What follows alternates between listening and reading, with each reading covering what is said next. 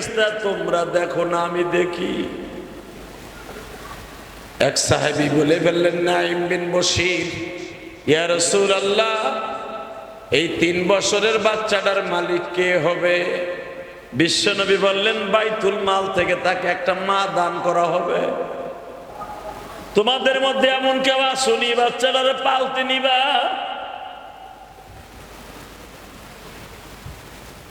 একজন দুইজন নয়, হাজার হাজার মহিলা দাঁড়িয়ে গেল, নবী আমি এই বাচ্চাটার মা হব।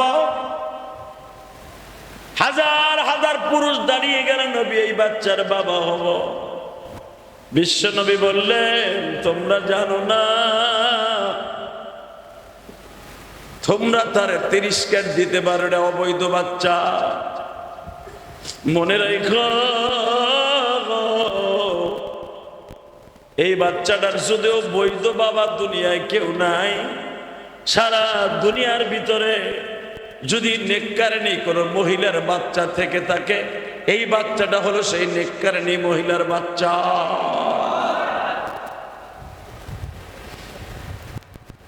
এই বাচ্চাটার বয়স যখন 7 বছর হয়ে গেল, জানি যখন চোখের পানি ধরে রাখতে পারবেন না, কিন্তু নবী একবারও জিজ্ঞেস করে নাই এই বাচ্চার বাবাকে। কোনদিন নবী জিজ্ঞেস করে নাই, মহিলার কাছেও জিজ্ঞেস করে নাই। যদিও তোমার এই বাচ্চা অবৈধ, এর বাবাকে জীবনও জিজ্ঞেস করে নাই। এই বাচ্চার বয়স যখন 7 বছর হয়ে গেছে, বিশ্বনবী এই বাচ্চাটাকে একদিন ডাক দিয়ে বলে, আব্দুল্লাহ রে, তোর মনের মধ্যে সবচেয়ে বড় কষ্ট কি একবার বলবি নি? বাচ্চাটা মসজিদে নববীর ভিতরে বইয়া কান্দে আর বলে, নবী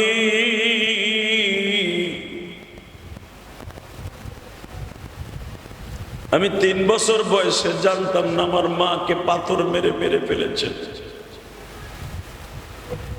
আমি বুঝতে পারি নাই আমার মা মারা যাচ্ছে, কিন্তু আমার সবচেয়ে বড় কষ্ট আল্লাহ আমার জন্ম দিল, কেন বাবার পরিচয় দিল। নবী আমার বলে, শোনো গো আব্দুল্লাহ, আমি তোমার নামটা আব্দুল্লাহ কেন রেখেছিলাম জানো? আমি জন্মের পর যাকে একবারও বাপ বলে ডাকতে পারি নাই, তার নামও আব্দুল্লাহ। আমি আজ থেকে তোমারে বাবা বলে ডাকবো, তুমি আমারে বাবা বলে ডাক দিবা।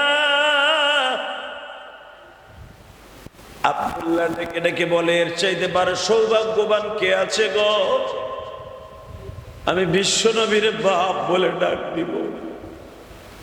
হে কলিজার মুসল্লি ভাইরা, ভালো করে বুঝেন, এই সাহাবী যত যুদ্ধের ময়দানে যাইতেন, বিশ্বনবী তাকে বলে দিতেন, খবরদার এর কোনদিন এমন কথা বলবা না, এর অবৈধ বাচ্চা বলে জারদ সন্তান বলে গালি দিবা না।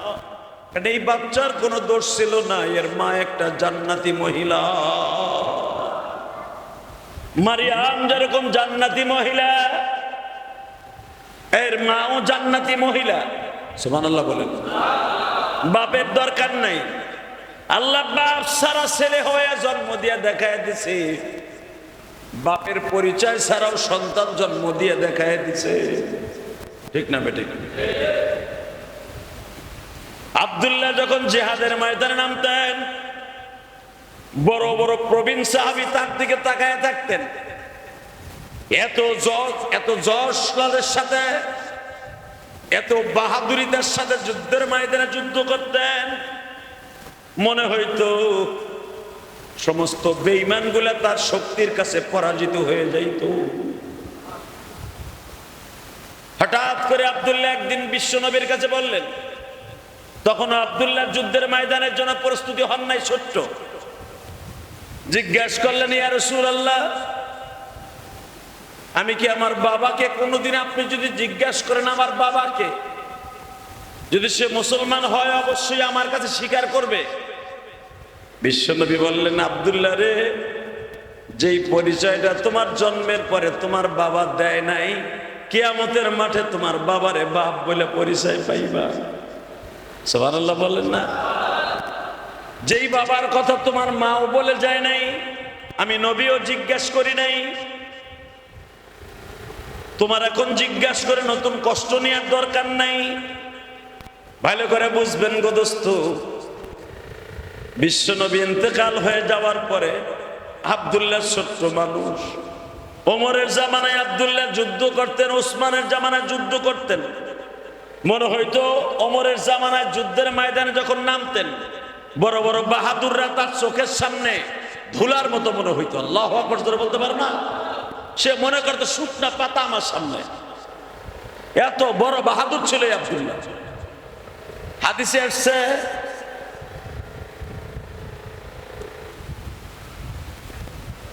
আসছে, আব্দুল্লাহ জিহাদের ময়দানে এমন ভাবে ঝাঁপায়া পড়তেন, আর মনে মনে সাহাবীরা বলতেন, ওই যে দেখো সেই আব্দুল্লাহ, যার মা জান্নাতি মহিলা।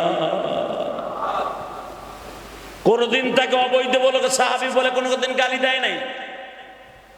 এরা যদি আমাদের সমাজে হইতো, প্রতি কথায় কথা কইতো জারুগা। কথা ঠিক না বেটে? কথা বলেন না কেন? ইসলাম কারে কয়? বিশ্বনবী বলে দিলেন, কোনদিন আব্দুল্লাহকে তোমরা তিরস্কারমূলক কথা বলবা না, ব্যথা মুক্ত কথা বলবা না। কোন সাহাবী কোনদিন আব্দুল্লাহর গালি দেয় নাই। বিশ্বনবীর ইন্তেকালের সময় আব্দুল্লাহ ছোট্ট মানুষ নবীর কাছে আসছে, এসে জিজ্ঞেস করি, ইয়া রাসূলুল্লাহ, একদিন তো আপনি বাইসে ছিলেন, আপনার আব্বার স্বাদ আমি গ্রহণ করছি। আপনার আব্বা বলে ডাকলে মনে হইতো আপনি আমার জন্মদাতা পিতা। সুবহানাল্লাহ কইলেন না? আজকে তো আপনি সব সাহাবীর কাছ থেকে বিদায় নিতেছেন, আজকে আপনি যাইবেন গা, আমি আজ থেকে কারে আব্বা বলে ডাকবো? মনে রাখবেন, পৃথিবীতে সব কষ্ট দূর হওয়া যায়, বাবার কষ্ট পৃথিবীতে কেউ দূর করতে পারে, ঠিক না বেটি? মায়ের কষ্ট কোনোদিন দূর করা যায় না। এটা বড় লোক হোক, ধনী হোক, গরিব হোক, মধ্যবিত্তিক হোক, এই দুইটা জিনিসের কষ্ট কোনোদিন কারো অন্তর থেকে দূর হয় না। বিশ্বনবীর ইন্তেকালের সময় সব সাহাবী নবীর কাছ থেকে বিদায় নিচ্ছে, সব সাহাবী। মনে রাখবেন, যাদের বাপ নাই তারা বুঝতে পারবেন এই পৃথিবীতে বাবা কি জিনিস, ঠিক না বেটা? হ্যাঁ, এই পৃথিবীতে যার মা নাই সে বুঝতে পারবেন মা কি জিনিস। যাদের আছে তাদের আমি ইলিয়াস রহমান জিহাদি কোনোদিন বুঝাইতে পারবো না, বুঝানো সম্ভব না।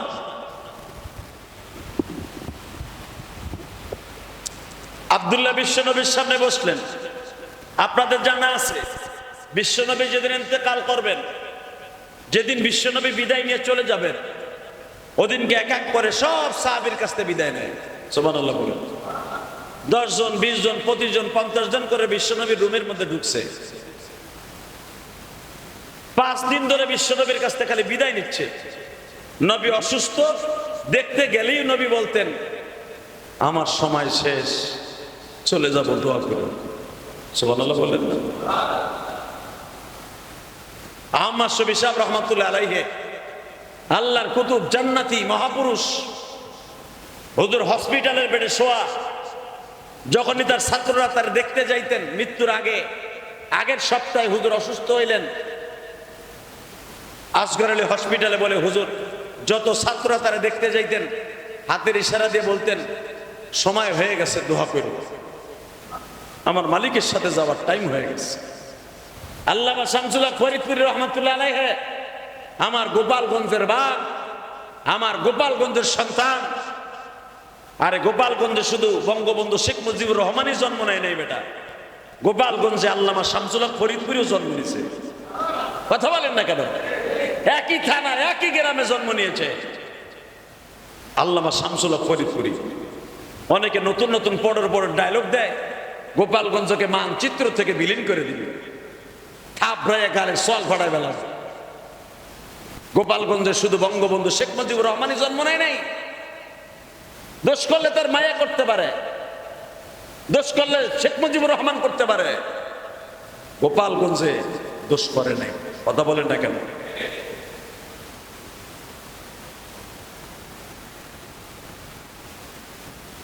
আল্লামা শামসুল হক ফরিদপুরি জন্ম নিয়েছে আমার গোপালগঞ্জের জমিনে। বাংলাদেশের যত বড় বড় বুজুর্গ জন্ম নিছে, সমস্ত বুজুর্গদের কদম আল্লামা শামসুল হক ফরিদপুরি কবরে একবার না একবার তারা জিয়ারত করতে গেছে। সুবহানাল্লাহ জোরে কইতে মন চায় না? শেখ মুজিবুর রহমানের কবর যতবার জিয়ারত না হয়েছে, তার সাথে বেশি জিয়ারত হয়েছে আল্লামা শামসুল হক ফরিদপুরি কবর। কি জানো ইতিহাস তোমরা? গোপালগঞ্জকে মানচিত্র থেকে বিলীন করে দিবা। এত সহজ নয়, এত সহজ নয়। আমি গোপালগঞ্জের জন্ম নিয়েছি বিদায় আমি গোপালগঞ্জের প্রশংসা করছি তাই নয়। আমার জন্য গোপালগঞ্জ দামি হয় নাই, আর শেখ হাসিনার জন্য গোপালগঞ্জ সস্তা হয় নাই। গোপালগঞ্জ দামি হয়েছে বড় বড় বুজুর্গদের দ্বারা, বড় বড় কদম ওয়ালা বুজুর্গদের পায়ের কদম পড়ার কারণে। কথা ঠিক না বেঠিক? আল্লামা শামসুল হক ফরিদপুরি বাংলার বাঘ, সারা বাংলার বাঘ। আইয়ুব খানের চোখের আঙ্গুল দিয়ে দেখাই দিয়েছিল, আইয়ুব খান তুম পাঠান কা বাচ্চা, আয়া মুসলমান কা বাচ্চা, কথা भी सच्चा, জীবন চলে যাবে, আল্লামা শামসুল হক ফরিদপুরের টাকা দিয়ে কিনতে পারবা না।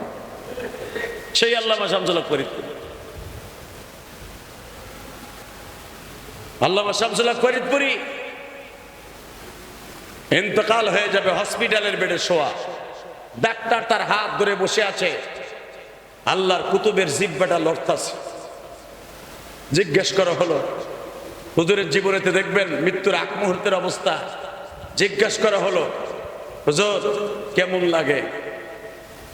আল্লামা শামসুল হক ফরিদপুরি হাতের ইশারা দিয়ে বলছিলেন, কথা বলো না, আমি আমার মাবুদের সাথে দিদার লাভ করতেছি, শুধু আমার জন্য দোয়া করো।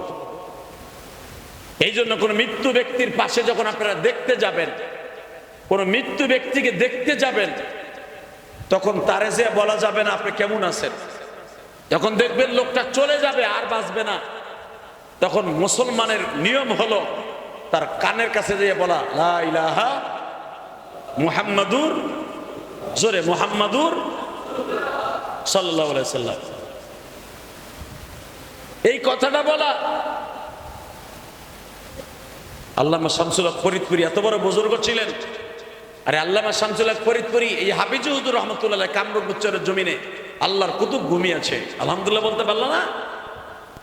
এই কামরঙ্গীর চর, এই চরটা এত পরিমাণ ভাঙতো পানিতে, এই বুড়িগঙ্গা নদীর পানিতে, দুই দিকের পানিতে আল্লাহর কুতুব চোখের ইশারা দিয়েছিলেন যে এতটুকু জায়গার মধ্যে আর ভাঙবে না।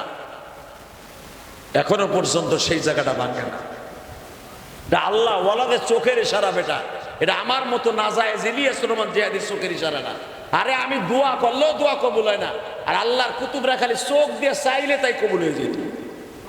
হ্যাঁ সুবহানাল্লাহ, বোর কাছে যে কই, এটা আমার চোখ না, হাফিজুর রহমাতুল্লাহর চোখ বেটা। আল্লামা শামসুল হক ফরিদপুরি, হাফিজুর রহমাতুল্লাহ, পীর হুজুর রহমাতুল্লাহ, ফজলুল করিম রহমাতুল্লাহ আলাইহি, ফয়জুল করিম রহমাতুল্লাহ আলাইহি, রেজাউল করিম, ফজলুল করিম রহমাতুল্লাহ আলাইহি, তার কলিজার টুকরা সন্তান এই যে ফয়জুল করিম, যে ইজা বলেন না, কিন্তু এদের আমল আছে। কথা ঠিক না বেঠিক? এদের আমল আছে। এদের আমল না থাকলে তাদের দপ্তরে মানুষ যাইতো না। এই জন্য আমার ভিতরে যেটা নাই, এটা কখনো আপনি বললেন না যে ওই লোকটা খারাপ। আরে আমি নিজেই তো খারাপ, আর একজনে খারাপ কেমনে বলি? কথা ঠিক না বেঠিক? হ্যাঁ, খারাপ খারাপ ভালোরেও খারাপ পায়, আর খারাপটারও খারাপ পায়, যে নিজে খারাপ। হাফিজুর রহমাতুল্লাহর জীবনে আপনি খুলে দেখেন, আল্লাহর কুতুব ঘুমায়া থাকলেও তার জিহ্বাটা লড়তো, আল্লাহ আল্লাহ আল্লাহ জিকির হইতো। সুবহানাল্লাহ। তো বাথরুমে যেয়ে তো আল্লাহর জিকির করা যায় না। বাথরুমে যেয়ে কিন্তু আল্লাহর জিকির করা নিষেধ, জিহ্বা বন্ধ করে রাখতে হবে। এমনকি বাথরুমের ভিতরে যদি আপনি ওযু করতে যান, ওযুর দোয়া পড়াও মুস্তাহাবের খেলাফ। তো হাফিজুর রহমাতুল্লাহ এমন ভাবে আল্লাহরে প্রেম করে ফেলছিলেন, যে বাথরুমে যাইয়া ওনার জিহ্বা বন্ধ হইতো না, বাথরুমে যাইয়াও ওনার জিহ্বা চালু থাকতো জিকিরের জন্য। সুবহানাল্লাহ কইলেন না? তো যখন উনি বাথরুমের ভিতরে যাইতেন জিহ্বাটা আল্লাহ আল্লাহ জিকির শুরু হতো। এই বাচ্চাগুলা বলে, এই বাচ্চাগুলা করো, বারান্দায় যাও। এত ছোট বাচ্চা কে আনে? এত ছোট বাচ্চা আনবেন না, যারা একবারে বুঝে না এদেরকে মসজিদ আনবেন।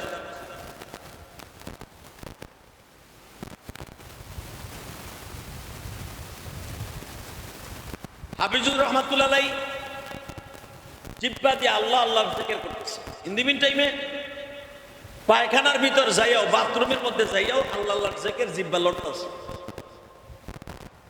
তো আল্লাহর কুতুব উনার তো আল্লাহর সাথে প্রেম ছিল, হার হালাতে আল্লাহ পাকের জিকির করতেন। সুবহানাল্লাহ। জিহ্বা কথা শুনে না দিদেন, জিহ্বারে দাঁত দিয়ে চাইপা ধরছে। যখনই চাইপা ধরছে জিহ্বা কাইটা গালের ইসমাল বাজানরে ভালো করে বুঝবেন। আল্লাহর কুতুব হাফিজ রহমাতুল্লাহ আলাইহি যখন রক্তগুলা বেয়ে বেয়ে পড়তেছে, আর খাদেম জিজ্ঞেস করলেন, জিহ্বা এত সুন্দর নিয়ে বাথরুমে ঢুকলেন, বাথরুম থেকে বের হওয়ার পরে দেখতেছি পানি আস্তে আস্তে না পড়ে পড়তেছে রক্ত। আল্লাহর কুতুব বলে, বাবা রে, এটা কোনো কিছুই না, এটা একমাত্র মওলা পাকের জিকিরের শাস্তি। জিজ্ঞেস করলেন, আল্লাহ পাকের জিকিরের শাস্তি কি? বুঝতে পারলাম না। বাবার এই জিহ্বাটা এমন আমার মওলার জন্য পাগল হয়ে গেছে, বাথরুমে যায় এত জিকির নিষেধ, জিহ্বা আমার কথা শুনে না। এই জন্য আর একটু সাজা দিছি, বাথরুমের ভিতরে অনিচ্ছায় অনিচ্ছা ছাড়া জিহ্বাটা আল্লাহ আল্লাহর জিকির আরম্ভ করে দিছে। কথা শুনে না বিদায় জিহ্বারে দাঁত দিয়া এমন জোরে চাইপা ধরছি, জিহ্বার মধ্যে দাঁত ঢুকে যাইয়া রক্তগুলা চোয়া চোয়া পড়তাছে। মুরিদরা সবাই কান্দে আর বলেন, হুজুর এইভাবে জিহ্বাকে আপনি পবিত্র করে ফেলেছেন, যেই জিহ্বা আপনার কথা শুনে না, বাথরুমে যাইয়াও জিকির করে, ঘুমের ভিতরে জিকির করে, খাবারের মাঝখানেও জিকির করে। এইভাবে মাওলার জিকির তারা এমন ভাবে আরম্ভ করে দিছে, আমার মন বলে মৃত্যুর খাট যেদিন আরম্ভ হয়ে যাবে, মন বলে মৃত্যুর খাটের মধ্যে শুইয়াও জিকির আরম্ভ করবে। বাজান এখানেই শেষ না, আল্লাহর কুতুবরে যখন মৃত্যুর বাস খাট বাসের মধ্যে শোয়াইছে, মৃত্যুর পালকিতে যখন শোয়াইছে, মৃত্যুর পালকিতে শোয়াইয়াও দেখে জুনায়েদ বাগদাদির মতো কাফনের কাপড়টা গালের থেকে লড়তেছে। মুরিদরা দেখে আর কান্দে আর বলে, মালিক তোমার কুদরত বোঝার সিস্টেম নাই। সারা জীবন যেই লোকটা জিহ্বা দিয়া তোমারে ডাকছে, ওই জিহ্বা দিয়া মৃত্যুর পরে তোমার জিকির করতেছে। আমার ভাইরা মনে রাখো, আমার বিশ্ব নবীর ইন্তেকালের সময় সাহাবীদেরকে এক এক করে বিদায় নিতে বলতেছে। ওই যে আব্দুল্লাহ, যে আব্দুল্লাহ আজকে বড় হয়ে গেছে, আব্দুল্লাহ বিশ্ব নবীর মাথার কাছে বসিয়া বারবার জিজ্ঞাসা করে, নবী গো, এতদিন আমি আপনাকে আব্বা বলে ডাকতাম, আজ থেকে আমি কারে আব্বা বলে ডাকবো? বিশ্ব নবী বললেন, তুমি আব্বা বলে ডাকো বা না ডাকো, তুমি আমার মাওলারে ডাইকো, আমার কবরের পাশে দাঁড়ায় দাঁড়ায় আব্বা আব্বা বলে ডাইকো। এই আব্দুল্লাহ যতদিন দুনিয়ায় বেঁচে ছিলেন, বিশ্ব নবীর কবরের পাশে দাঁড়ায় হাত দুটা তুলতে বলতেন, নবী এই দুনিয়ায় যদি মা বাইচা থাকতো মা কইয়া ডাকতাম, যদি আব্বার পরিচয় থাকতো আব্বা বলে ডাকতাম। আপনার কিছুদিন আব্বা বলে ডাকলাম, আপনিও চইলা গেলেন। এখন আব্দুল্লাহ কে বাপ বলে ডাকবা? এইভাবে অবিসুরাতে কানতেন গো বাবা। বিশ্বনবী তাকে সান্ত্বনা দিয়ে গেলেন, আব্দুল্লাহ বিপদে যখন পড়বি, যখন আব্বা আম্মার ডাক মনে চাইব, আমি রওজার পাশে দাঁড়াই, আমার রওজার পাশে দাঁড়াইয়া তুই আমার মৌলারে বন্ধু বানায় নিবি। আমার আল্লাহ তোরে সদা সর্বদাই দেইখা রাখবে। দেইখা রাখে কে? জোরে কান, আরো জোরে। ডাক্তার ইনুস আমাকে দেইখা রাখে। রাখে কে? সব কিছুর মালিক তিনি। তিনি কে?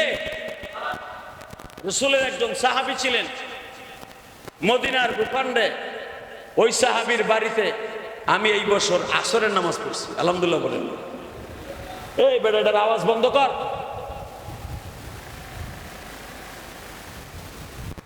নাম ছিল আব্দুর রহমান বিন আওফ। আর একজন সাহাবীর নাম ছিল আব্দুর রহমান ইবনে মালিক। আল্লাহ সুবহানাল্লাহ বিহামদিহি। মদিনার বাহাদুর ছিলেন। মদিনার ভিতরে সবচেয়ে বড় বাহাদুর। বন্ধ কর।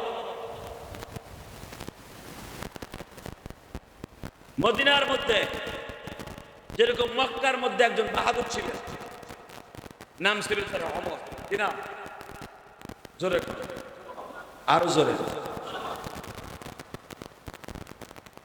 মদিনার মধ্যে, মক্কার মধ্যে বাহাদুর ছিল আব্দুল্লাহ ওমর ইবনে খাত্তাব। আর মদিনার মধ্যে বাহাদুর ছিল সবচেয়ে বড় সম্ভ্রান্ত পরিবারের ছেলে এবং শক্তিশালী, টাকার দিক দিয়া, পয়সার দিক দিয়া একজন সাহাবী ছিল আওফ মালিক রাদিয়াল্লাহু তাআলা আনহু আজমাইন। সুবহানাল্লাহ। আওফ ইবনে মালিক নাম ছিল আওফ। বাবার আওফ ইবনে মালিক। মালিক হলো তার নাম, আওফ তার বাবার নাম। তো আওফ ইবনে মালিক মদিনার সবচেয়ে বড় ক্যাডার ছিল। ক্যাডার। বিশ্বনবী মদিনায় হিজরাতের পরে এই লোকটাই সবচেয়ে নবীর বড় শত্রু ছিল। নাউজুবিল্লাহ বলেন না? সে গুন্ডা ভাড়া করতো মুহাম্মদ সাল্লাল্লাহু আলাইহি ওয়াসাল্লামকে মারার জন্য। যেরকম মক্কি জিন্দেগিতে হযরত ওমর ভাড়া করতেন গুন্ডা আমার নবীরে মারার জন্য, মুসলমানকে মারার জন্য, আর মদিনায় ভাড়া করতেন বিশ্বনবী হিজরাতের পরে আওফ ইবনে মালিক ভাড়া করতেন যুবক। তো আওফ ইবনে মালিক রাদিয়াল্লাহু তাআলা আনহু মদিনায় হিজরাতের পরে, কথাটা দিলের কানে শুনবেন, আমি জানতাম না এটা আওফ ইবনে মালিকের বাড়ি। আর এই মসজিদে পর্যায়ক্রমে একদিন আসরের পরে নাস্তা করার জন্য আমার বাংলাদেশি বাইরে নিয়ে গেছে একটা দোয়ার অনুষ্ঠানে। বললে, হুজুর এই মসজিদে আজকে আসরের নামাজ পড়ি আমরা। এই মসজিদের যেখানে আছে এটা একটা সাহাবীর বাড়ি ছিল, আওফ ইবনে মালিকের বাড়ি। মদিনার থেকে প্রায় 1.5 কিলোমিটার দূরে খন্দকের পাশে আওফ ইবনে মালিকের বাড়ি। তো আমরা যখন গেলাম আসরের নামাজ পড়তে, ওই সাহাবীর ইতিহাস আমার জানা আছে। বিশেষ করে আবার ওই এলাকায় যত লোক আছে, একজন ওই এলাকায় আলেম ছিলেন, চিটাগাঙ্গের আলেম, ও খুব ইতিহাস জানে মদিনার। ও বললেন, হুজুর আপনার জানা আছে তো এটা আওফ ইবনে মালিকের বাড়ি। আওফ ইবনে মালিক এই 1.5 কিলোমিটার রাস্তা হেঁটে যাইতেন খালি রসুলকে মারার জন্য। নাউজুবিল্লাহ বলতেন না? এই আওফ ইবনে মালিক ওমরের মতো সবচেয়ে বড় হুজুরের শত্রু ছিলেন। হঠাৎ করে একদিন আওফ ইবনে মালিককে সবসময় পাহারা দিয়ে রাখতেন তার গোত্রের মানুষগুলা। কেন? এই জন্য পাহারা দিতেন যে আওফ ইবনে মালিক যদি একবার নবী মুহাম্মাদের কাছে যায় আর তার জাদুতে আকৃষ্ট হয়ে যায়, আমাকে বংশ সব শেষ, নির্বংশ হয়ে যাবে। কারণ আওফ ইবনে মালিক হলো আমাকে ক্যাডার। ক্যাডারই যদি আর এক ধর্মের হয়ে যায়, তাহলে আমাকে এই দেশে মুসলমান হওয়া ছাড়া আর উপায় থাকবে না। এই জন্য তার সবাই পাহারা দিয়ে রাখতো। আর আমার নবীর বদনাম বলতো, খালি বদনাম বলতো। কি বলতো? আর চিননি মিয়া, মক্কার থেকে এই লোকটা আইছে, আসার পরে বাপ বেটার ভিতরে গ্যাঞ্জাম লাগাই দিছে। সে ঘন ঘনায় যুদ্ধের ডাক দেয়, কালেমার ডাক দেয়, স্বামী স্ত্রীর ভিতরে গ্যাঞ্জাম লাগাই দেয়। এই লোকটার কাছে যায়ও না। এমন লোক সমাজে কিছু আছে না নেই? জোরে কর, আরো জোরে, আরো জোরে। দেখবেন অনেক আছে, এই সমাজেও আছে, বর্তমানেও আছে, আছে না নাই? আর ইলিয়াসুর রহমান জেহাদি ওই মসজিদে যাইও না। কে? ও একটা লোক হইল, ও মসজিদ করছে ঠিকই, যায় দেখো অক্ষ করে নাই। বলে কি বলে না? ওই দোকানের থেকে শুরু করে গিবাত করা। আরে আমার মসজিদের আশেপাশে অনেক আল্লাহর কুতুব আছে, 24 ঘন্টা কোনো কাম নাই, খালি ইলিয়াসুর রহমান জিহাদিরে বাস দেয়। কথা কন না কেন? হালাকে এগুলো একটাও আমার লম্বার সমান না, একটাও না। রাসূল সাল্লাল্লাহু আলাইহি ওয়াসাল্লামের একটা পশমের সমান। মদিনার আওফ ইবনে মালিকের মতো যত বাহাদুর ছিল, তারা যার বদনাম বলতো, একটা লোক রাসূলের পশমের সমান। কথা বলে না কেন? তো ওই যুগের থেকে চলে এই যুগেও ছিল। তো আওফ ইবনে মালিককে সবাই পাহারা দিয়ে রাখতো, যেন লোকটার কাছে মুহাম্মদ সাল্লাল্লাহু আলাইহি ওয়াসাল্লামের কোনো কথা তার কান পর্যন্ত না পৌঁছায়। কারণ মুহাম্মাদের কথা তার কানে গেলেই হে মুসলমান হয়ে যাবে, আর হে মুসলমান হইলে আমাকে লেগে বিপদ। কথা কন না কেন? দেখবেন যারা গাঞ্জাখোর, আর এক গাঞ্জাখোরে টাইনে ধরে, কয় মসজিদে যাইস না, গেলেই তো তুই আমাকে সভাপতির থেকে সেক্রেটারি হয়ে যাবি। মদখোর, ভালো কাজ করতে দিবেন আর এক বন্ধু মদখোর।